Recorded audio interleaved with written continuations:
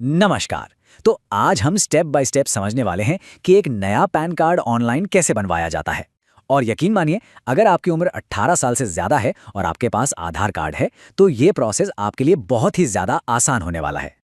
तो चलिए सबसे पहले ये देख लेते हैं कि आज हम किन किन स्टेप्स के बारे में बात करने वाले हैं। हमने पूरे प्रोसेस को इन 6 आसान हिस्सों में बांट दिया है ताकि हर चीज़ आपको आराम से समझ में आ जाए। तो चलिए शुरू करते हैं हमारे सबसे पहले स्टेप से।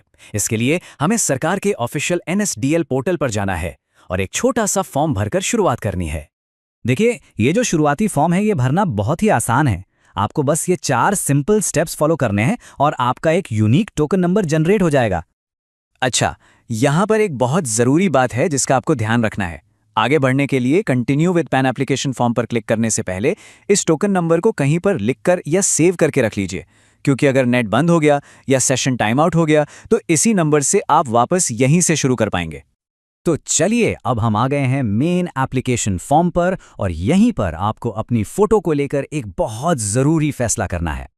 फॉर्म की शुरुआत में ही आपसे एक सवाल पूछा जाएगा कि आप अपनी फोटो और सिग्नेचर कैसे जमा करना चाहते हैं। अब ये एक ज़रूरी चॉइस है, क्योंकि इसी से ये तय होगा कि आपके पैन कार्ड पर आपकी कौन सी फोटो छप कर आएगी। तो देखिए, आपके पास ना 2 मेन ऑप्शन है। पहला है eKYC, जो पेपरलेस है, बहुत तेज़ है और इसमें आपके आधार कार्ड वाली फ़ोटो अपने आप इस्तेमाल हो जाती है। वहीं दूसरा ऑप्शन है e-साइन का, जिसमें आप अपनी पसंद की कोई नई फ़ोटो और अपने सिग्नेचर स्कैन करके अपलोड कर सकते हैं। तो अगर आपको अपने कार्ड पर नई फ़ोटो चाहिए तो दूसरा ऑप्शन आपके लिए बेस्ट है। अब जब आपने अपना तरीका चुन लिया है तो बस ये कुछ पर्सनल डिटेल्स जैसे आधार के आखिरी 4 अंक और अपने पिता का नाम फॉर्म में बहुत ध्यान से भर दीजिए। चलिए अब आगे बढ़ते हैं अगले सेक्शन की तरफ, जहां हम अपनी इनकम और कॉन्टैक्ट डिटेल्स भरेंगे। अब बात आती है इनकम के सोर्स की। यहाँ पे जो भी ऑप्शन आपके सिचुएशन पे फिट बैठता है उसे चुन लीजिए। और हाँ, अगर कोई स्टूडेंट अप्लाई कर रहा है तो कोई आय नहीं या नो इनकम चुनने में कोई भी दिक्कत नहीं है। एक बात का ध्यान रखिएगा, अगर पैन कार्ड घर के पते पर मंगवाना है तो एड्रेस फॉर कम्युनिकेशन में निवास या रेजिडेंस ही चुनें और फिर अपना पूरा पता बिल्कुल सही भरें। अच्छा, अब हम आ गए हैं एप्लीकेशन के थोड़े से टेक्निकल हिस्से पर। यहाँ हम बात करेंगे AO कोड और डॉक्यूमेंट अपलोड के बारे में। अब ये AO कोड क्या होता है? देखिए, इसको लेकर ज़्यादा टेंशन लेने की ज़रूरत नहीं है।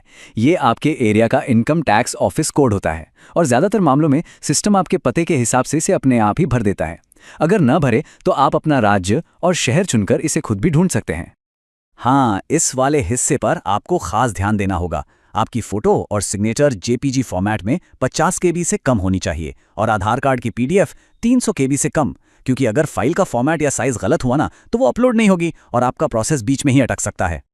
तो लीजिए, हम लगभग आखिर में पहुंच ही गए हैं। अब बस अपनी डिटेल्स को कंफर्म करना है, एक छोटी सी पेमेंट करनी है और आधार से ऑथेंटिकेट करना है। अपनी सारी डिटेल्स एक बार अच्छी तरह चेक करने के बाद आपको पेमेंट करनी होगी। जो एप्लीकेशन की फ़ीस है वो है 106 रुपये और 90 पैसे, जिसमें GST भी शामिल है। और जो फाइनल सबमिशन है ना, वो एक बहुत ही सिक्योर 2 स्टेप प्रोसेस है।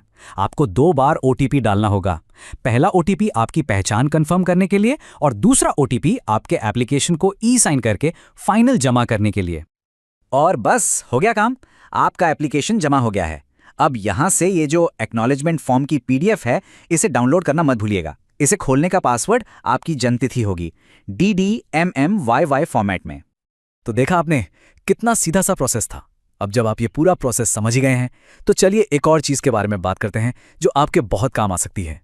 ज़रा सोचिए, अब जब आप ये सब कुछ जानते हैं तो क्या हो अगर आप इसी जानकारी से दूसरों की मदद भी कर पाएं और इसे अपनी दुकान या अपने सेंटर पर एक सर्विस की तरह शुरू कर दें। तो इस वीडियो को देखने के लिए आपका बहुत बहुत धन्यवाद। और हाँ, अगर आप एक फ्री NSDL ID लेना चाहते हैं तो नीचे URL दिया हुआ है और वीडियो के डिस्क्रिप्शन में भी आपको इसका लिंक मिल जाएगा। उस लिंक पर क्लिक करके आप बहुत आसानी से और बिल्कुल फ्री में NSDL की ID के लिए अप्लाई कर सकते हैं। अब इस ID का फ़ायदा क्या है? देखिए, इसके ज़रिए आप कई तरह की ज़रूरी सेवाएं शुरू कर सकते हैं, जैसे कि पैन कार्ड बनाना, उसे अपडेट करना और भी बहुत कुछ। और सबसे अच्छी बात यह है कि ये सभी सर्विसेज बहुत आसानी से चलती हैं, जिन्हें आप अपनी दुकान या सेंटर से आराम से चला सकते हैं। तो देर मत कीजिए, नीचे जो URL दिख रहा है या फिर वीडियो के डिस्क्रिप्शन में जो लिंक है उस पर क्लिक कीजिए और आज ही अपनी फ्री NSDL ID के लिए अप्लाई करें।